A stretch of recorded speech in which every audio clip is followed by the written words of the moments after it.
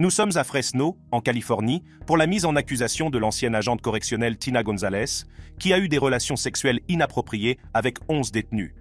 L'ancienne agente correctionnelle de la prison du comté de Fresno s'est retrouvée du mauvais côté de la loi. Dans le cadre d'un scandale qui a laissé le public incrédule, Tina González a été inculpée d'activités sexuelles par un employé d'un centre de détention avec un adulte détenu consentant, de possession de drogue ou de boissons alcoolisées dans un établissement pénitentiaire et de possession d'un téléphone portable dans l'intention de le remettre à un détenu. Dans les couloirs tranquilles de la prison du comté de Fresno, où l'ordre et la discipline sont censés régner en maître, un scandale se préparait qui allait ébranler les fondements du système correctionnel.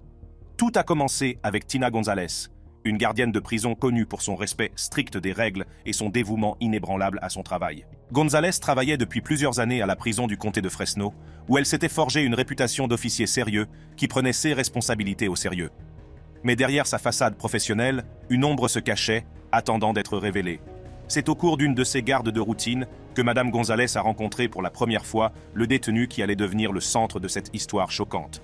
Le détenu, dont l'identité n'a pas été révélée, purgeait une peine pour un délit non violent. González, peut-être poussé par le désir d'apporter un soutien émotionnel, s'est intéressé tout particulièrement à ce détenu. Ce qui avait commencé par des conversations innocentes et des gestes amicaux s'est rapidement transformé en quelque chose de beaucoup plus sinistre. Madame González a commencé à dépasser les limites de son rôle professionnel, brouillant les frontières entre l'officier et le détenu. Elle s'est sentie attirée par la vulnérabilité du détenu et a commencé à lui offrir un niveau de soutien émotionnel qui allait au-delà de ceux qui étaient jugés appropriés. Au fil du temps, les agissements de Madame González ont pris une tournure inquiétante. Elle s'éprend de plus en plus du détenu, son désir d'intimité obscurcissant son jugement. C'est à cette époque qu'elle met au point un plan pour faciliter leur rencontre, un plan qui choquera le monde entier lorsqu'il sera révélé au cours de son procès. Le bureau du shérif a commencé à enquêter après que des membres du personnel aient été informés qu'un détenu de la prison du comté, muni d'un téléphone portable, aurait eu une relation sexuelle avec le bureau.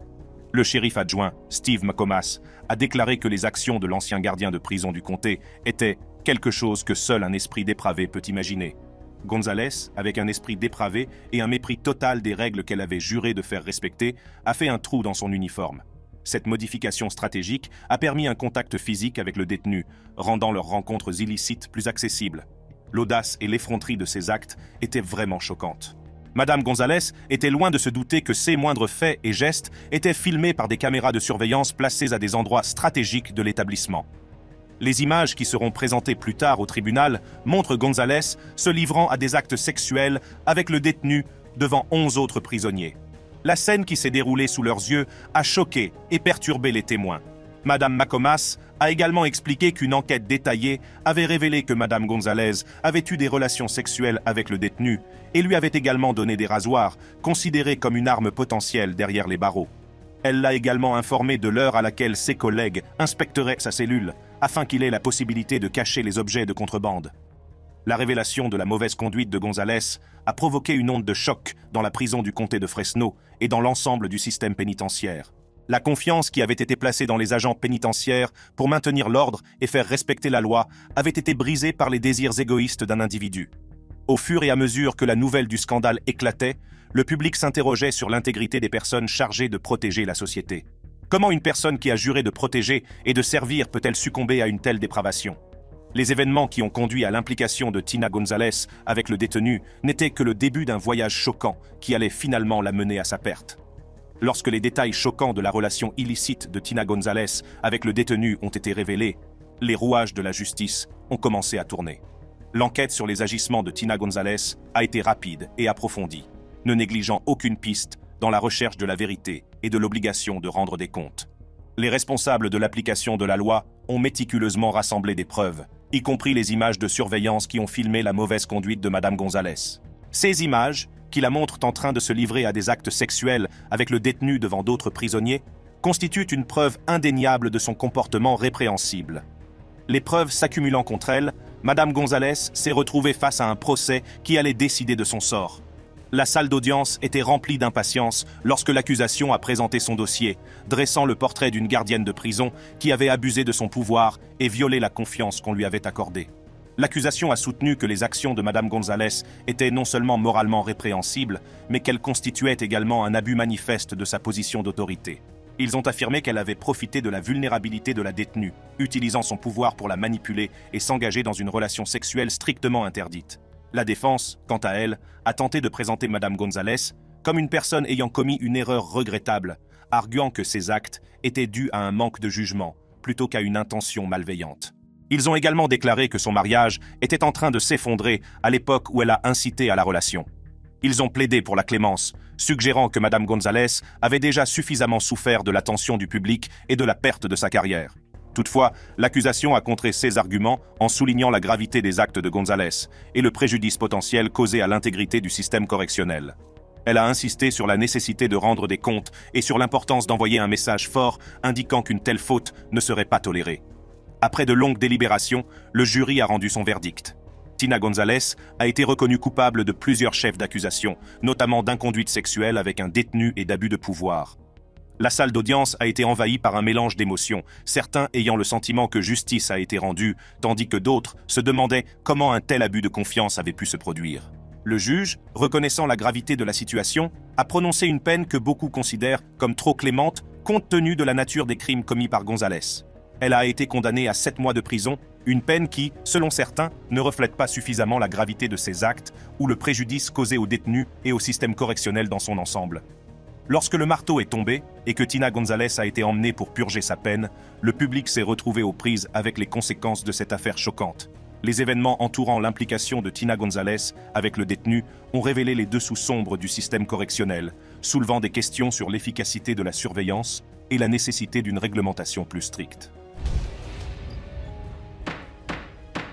Nous sommes à Atlanta, en Géorgie, au palais de justice du comté de Fulton, pour un incident très étrange mais courant dans le système correctionnel des États-Unis. Cet agent pénitentiaire, Kawana Jenkins, a été inculpé de comportements sexuels inappropriés avec un détenu, ainsi que d'une pléthore d'autres chefs d'inculpation.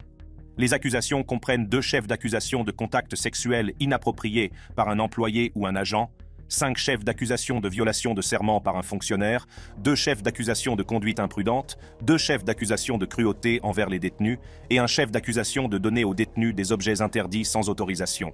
Cette affaire scandaleuse a provoqué une onde de choc au sein de la communauté, car des preuves vidéo ont émergé qui auraient filmé le comportement inapproprié.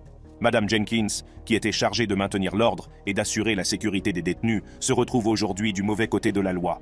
Au fur et à mesure que l'enquête sur l'affaire Kawana Jenkins, agent de détention du comté de Fulton, avance, des détails choquants apparaissent sur son comportement sexuel inapproprié, présumé avec un détenu. Plongeons dans les coulisses de cet incident scandaleux et dans les premières mesures prises par les autorités pour découvrir la vérité. Tout a commencé lorsque le bureau du shérif du comté de Fulton a reçu une information anonyme selon laquelle l'officier Jenkins avait eu un comportement inapproprié avec un détenu placé sous sa surveillance. La gravité de l'accusation a entraîné l'ouverture immédiate d'une enquête interne, les autorités étant déterminées à faire toute la lumière sur ces allégations troublantes. Le détenu en question, dont l'identité reste confidentielle pour des raisons juridiques, purgeait une peine pour un délit non violent. La faute présumée s'est produite dans l'enceinte du centre de détention, où l'agent Jenkins était chargé de maintenir l'ordre et d'assurer la sécurité des détenus. La personne chargée de faire respecter la loi avait apparemment violé la confiance qui lui avait été accordée. Pour recueillir des preuves et vérifier la véracité des allégations, la division des affaires internes du bureau du shérif du comté de Fulton a méticuleusement examiné les images de surveillance du centre de détention. Ce qu'ils ont découvert est tout simplement choquant. La vidéo montre l'agent Jenkins en train d'adopter un comportement inapproprié avec le détenu, de dépasser les limites professionnelles et de violer le code de conduite que l'on attend d'un agent de détention. Selon le shérif, l'incident avec le détenu a été enregistré sur un téléphone portable de contrebande saisi lors d'une inspection de la prison du comté de Fulton. Les images montrent l'agent Jenkins en train d'avoir un contact physique intime avec le détenu, en violation flagrante des règles et règlements régissant le centre de détention. La nature de l'inconduite présumée a provoqué une onde de choc au sein de la communauté, le public étant confronté à la trahison de la confiance d'une personne ayant juré de faire respecter la loi. Le shérif du comté de Fulton, Patrick Laba, a immédiatement annoncé l'inculpation de Kawana Jenkins, 36 ans.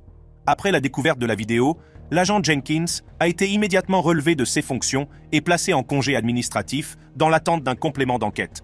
Le bureau du shérif du comté de Fulton n'a pas tardé à prendre des mesures rapides pour assurer la sécurité et le bien-être des détenus dont il a la charge.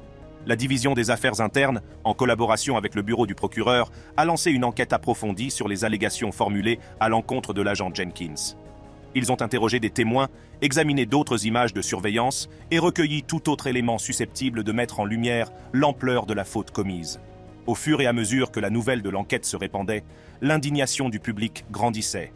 La communauté a exigé que justice soit rendue aux détenus qui auraient été victimes de l'agent Jenkins. L'affaire a rapidement attiré l'attention des médias, les organes de presse locaux, relatant l'affaire scandaleuse qui s'était déroulée entre les murs du centre de détention du comté de Fulton. La gravité de la situation a incité le bureau du procureur à porter plainte contre l'agent Jenkins. Elle doit à présent répondre de plus d'une douzaine de chefs d'accusation, dont ceux d'inconduite sexuelle, d'abus de pouvoir et de violation des droits civils du détenu. Si elle est reconnue coupable, elle risque de lourdes peines, notamment une peine d'emprisonnement et la révocation permanente de son accréditation en tant qu'agent de la force publique. La nature choquante de cette affaire a soulevé des questions sur l'efficacité des processus de sélection et de formation des agents de détention. L'incident a mis en évidence la nécessité de protocoles plus stricts et d'une surveillance accrue afin d'éviter que de telles fautes ne se reproduisent à l'avenir. Alors que l'enquête sur l'affaire Kawana Jenkins, agent de détention du comté de Fulton, progresse, des détails choquants apparaissent sur son comportement sexuel inapproprié, présumé avec un détenu. Des journalistes se sont rendus au domicile de Kawana Jenkins pour en savoir plus sur cette affaire, mais aucun commentaire n'a été fait. Alors que la procédure judiciaire se déroule dans l'affaire de l'agent de détention du comté de Fulton, Kawana Jenkins, la communauté est confrontée aux révélations choquantes et à l'impact que ce scandale a eu sur sa confiance dans le système de justice pénale. Les accusations portées contre l'agent Jenkins ont propulsé cette affaire sous les feux de la rampe, attirant l'attention des médias locaux et nationaux. La salle d'audience, remplie d'impatience, devient le théâtre de la bataille juridique qui déterminera le sort de l'agent Jenkins et la justice recherchée par la victime. L'accusation, armée de preuves vidéo et de témoignages, présente un dossier convaincant contre l'agent Jenkins. La nature des images ne laisse guère de place au doute et donne une image accablante de la faute présumée.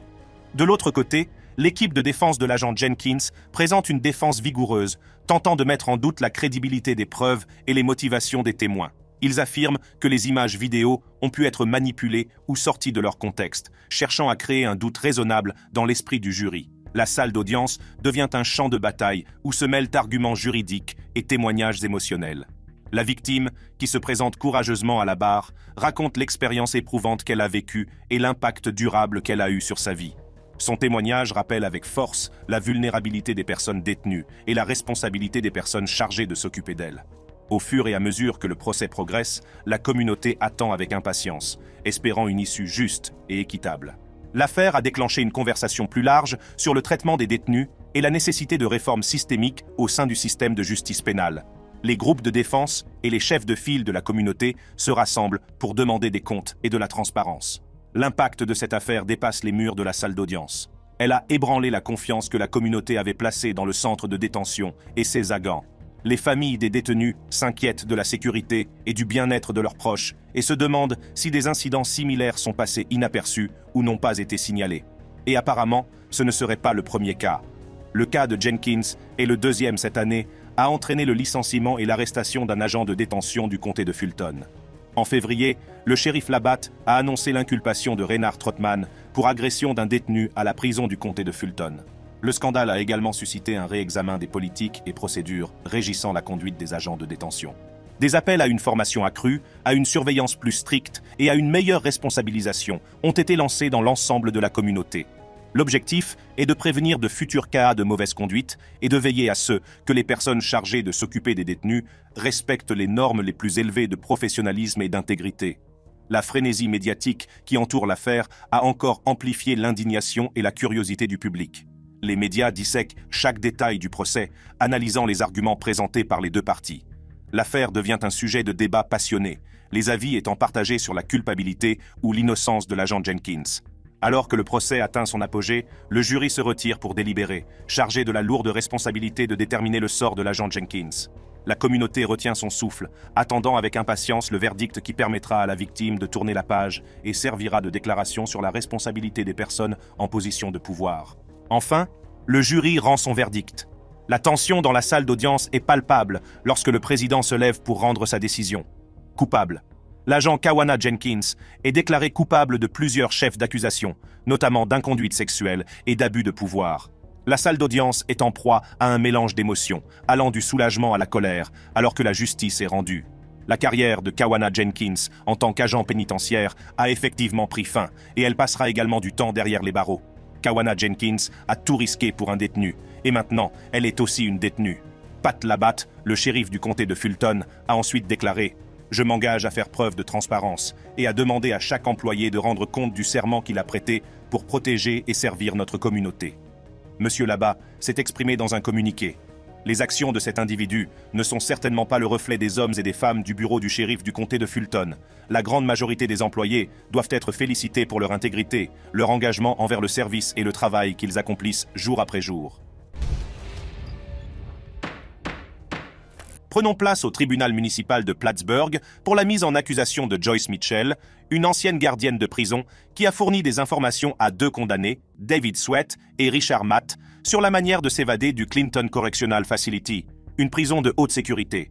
Elle a été inculpée de promotion de produits de contrebande dans la prison au 1er degré, ce qui est un crime, et de facilitation criminelle au 4e degré, ce qui est un délit. Cette histoire sensationnelle a captivé la nation et a même inspiré une mini-série à succès. Alors, prenez votre pop-corn et préparez-vous à découvrir les détails choquants de l'implication de Joyce Mitchell dans cette audacieuse évasion de prison. Cette affaire a choqué la nation et a amené tout le monde à se demander comment une évasion de prison aussi audacieuse avait pu être orchestrée. Au centre de tout cela se trouvait Joyce Mitchell, une ancienne employée de prison qui s'est retrouvée mêlée à un réseau de tromperie et de trahison. Joyce Mitchell, une femme de 55 ans à l'époque, travaillait comme couturière à la Clinton Correctional Facility, au nord de l'État de New York. Elle était loin de se douter que sa vie était sur le point de prendre un tournant dramatique qui changerait à jamais son destin. En juin 2015, 2 meurtriers condamnés, Richard Matt et David Sweat, ont réussi à s'échapper de l'établissement pénitentiaire de Clinton, déclenchant une vaste chasse à l'homme qui allait mobiliser le pays pendant des semaines. Alors que les autorités se démènent pour retrouver les détenus évadés, la vérité derrière leur évasion commence à se dévoiler. Il a été révélé que Joyce Mitchell avait joué un rôle crucial en aidant Matt et Sweat dans leur audacieuse tentative de libération. Découvrons les détails choquants et complexes de l'implication de Joyce Mitchell dans l'évasion et le plan élaboré orchestré par Richard Matt et David Sweat. Il a été révélé par la suite que Matt et Sweat avaient séduit Joyce Mitchell, exploitant sa position de tailleur de prison pour gagner sa confiance et sa coopération. Ce qui semblait être un lien innocent s'est rapidement transformé en une alliance dangereuse. Madame Mitchell aurait accepté de s'enfuir avec les détenus, en les aidant à rassembler les outils et les fournitures nécessaires à leur évasion. Des armes, des munitions, du matériel de camping et même une boussole figuraient parmi les objets qu'elle a aidé à se procurer. Dans des notes secrètes, Mitchell professait son amour pour Sweat, révélant la profondeur de son engagement et la manipulation émotionnelle dont elle avait été victime. Mais sa relation avec Matt était loin d'être platonique, puisqu'elle aurait eu de nombreux rapports sexuels avec lui dans l'atelier de couture. Mitchell s'est donné beaucoup de mal pour introduire clandestinement des outils dans la prison, cachant des lames de scie à métaux, des burins et d'autres outils dans de la viande de hamburger congelée. Un gardien a remis la viande aux détenus à leur insu, leur donnant ainsi les moyens de s'évader. À l'aide d'outils électriques, Matt et Sweat ont découpé l'arrière de leur cellule, traversé un mur de briques et même coupé un tuyau de vapeur. Ils se sont faufilés dans l'étroitesse du tuyau pour finalement sortir des murs de la prison par une bouche d'égout. Pour tromper les gardiens de prison, les détenus ont astucieusement disposé des sweats à capuche et d'autres vêtements dans leur lit, créant ainsi l'illusion qu'ils étaient toujours présents. Ils ont laissé derrière eux une note sur laquelle on pouvait lire « Bonne journée », narguant ainsi les autorités qui les recherchaient désespérément. Mitchell avait prévu de retrouver les évadés aux abords de la prison avec une voiture de fuite. Mais elle s'est dégonflée et n'est pas venue, obligeant Matt et Sweat à se regrouper et à adapter leur plan. Les détails complexes de ce plan d'évasion ont choqué la nation, laissant beaucoup de gens stupéfaits par l'audace et la ruse des détenus. Le rôle de Mitchell dans cette machination complexe restera à jamais gravé dans les annales de l'histoire criminelle. L'évasion orchestrée par Richard Matt et David Sweat, avec l'aide de Joyce Mitchell, est un véritable témoignage de ce que certains individus sont prêts à faire pour s'évader. La chasse à l'homme pour retrouver Richard Matt et David Sweat a duré 22 jours, les forces de l'ordre n'ayant pas ménagé leurs efforts pour retrouver les évadés. La nation a retenu son souffle, attendant anxieusement leur capture. La chasse à l'homme a pris fin de manière dramatique lorsque Matt a été abattu par les autorités, tandis que Sweat a été abattu et appréhendé. La tentative de libération des évadés a finalement été déjouée. Lorsque la poussière est retombée, l'étendue de l'implication de Mitchell a été révélée au grand jour. Lors de sa condamnation, elle a exprimé de profonds regrets, reconnaissant que ces actes constituaient une grave erreur qu'elle porterait en elle pour le reste de sa vie. Nam Mitchell a été inculpée de promotion de produits de contrebande en prison au 1er degré, un crime, et de facilitation criminelle au 4e degré, un délit. En septembre 2015, elle a comparu devant le tribunal pour faire face aux conséquences de ses actes. Madame Mitchell a reconnu les accusations de promotion de produits de contrebande dans la prison et a été condamnée à une peine de 2 à 8 ans de prison. En outre, elle a été condamnée à payer 80 000 $ de dédommagement pour les dommages subis lors de l'évasion. En quittant la salle d'audience, Madame Mitchell a exprimé des remords pour ses actes, reconnaissant qu'il s'agissait de la pire erreur qu'elle ait jamais commise. Ses paroles étaient empreintes de regret et elle s'est jurée de porter le poids de ses choix jusqu'à la fin de sa vie. La condamnation de Joyce Mitchell a provoqué une onde de choc dans tout le pays, et beaucoup se demandent comment une personne dans sa position a pu se laisser influencer par l'attrait de 2 dangereux criminels. La condamnation de Madame Mitchell n'a pas seulement entraîné une peine d'emprisonnement, elle a également eu un impact durable sur sa vie personnelle. Sa réputation a été ternie à jamais, et les conséquences de ses choix l'ont suivi longtemps après sa libération. Après avoir purgé sa peine, Madame Mitchell a été libérée du centre correctionnel de Bedford Hills. Toutefois, sa liberté était assortie de conditions strictes. Elle sera placée sous surveillance communautaire dans le comté de Franklin jusqu'en juin 2022. Reconstruire sa vie s'est avéré être une tâche ardue pour Mitchell. Elle a dû relever le défi de la réintégration dans la société, surmonter la stigmatisation associée à son implication dans l'évasion et trouver un moyen d'aller de l'avant. L'histoire de Mitchell a gagné en notoriété lorsqu'elle a été adaptée dans la mini-série Escape at Dannemora. L'interprétation saisissante de son rôle par Patricia Arquette a été saluée par la critique et a permis de mettre en lumière les complexités de l'affaire. Aujourd'hui, Mitchell vit avec les conséquences de ses choix, marquées à jamais par son implication dans l'audacieuse évasion de la prison. Son histoire est une mise en garde, un rappel des conséquences dévastatrices qui peuvent découler du fait de succomber à la tentation.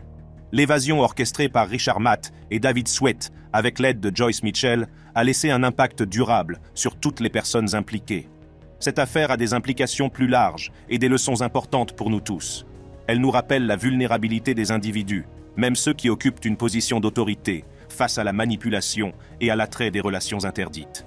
Il souligne également l'importance de préserver l'intégrité de notre système judiciaire et la nécessité d'une vigilance constante pour éviter que de tels incidents ne se reproduisent à l'avenir.